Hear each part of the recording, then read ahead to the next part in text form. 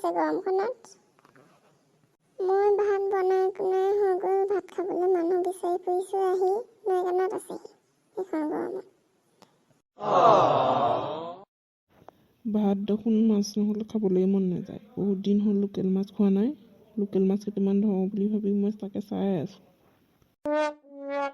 সেইডোখৰত একদম ধুনীয়া বতাহ মাৰি আছে, একদম টোপনি ধৰি গৈছে। ভিতৰত একদম কাৰেণ্ট নাইকিয়া, যেনে তেনে গৰমখনত ভাত বনাই হৈছে। এতিয়া ভিতৰলৈ যাবলৈ মন যোৱা নাই দেখোন, এইডোখৰতে বহি থাকিবলৈ মন গৈছে। অকণমান দেৰি ইয়াতে বহি লওঁ। এইডোখৰতো ধুনীয়া বতাহ মাৰিয়ে আছে, সেইটো কাৰণেহে মই এইডোখৰত আছোঁহি। ঘৰত থাকিবই নোৱাৰি গৰমত, কাৰেণ্টটো গুচি গ'ল তাতে।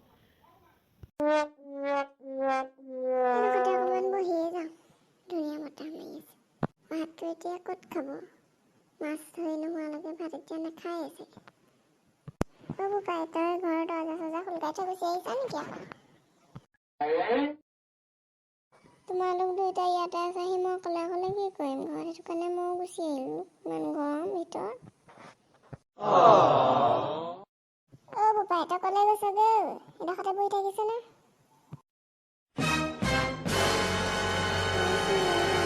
দেউতাই কি কৰিছে চাবলৈহে আহিছোঁ। লৈ যা, আমাৰ ওচৰলৈ যাগে যা। মই দেখোন কিবা এটা কৰি আছোঁ, তই দেখবা। বোপাই, পানী কণলৈ কেলৈ গৈ আছ? গুচি আহ। কিন্তু মা, দেউতাওচোন পানী কাণতে আছে, মই থাকিলে কি হ'ব? বোপাই, তোৰ দেউতাৰ জীৱন বীমা আছে, তোৰ নাই নহয়, বিলাক।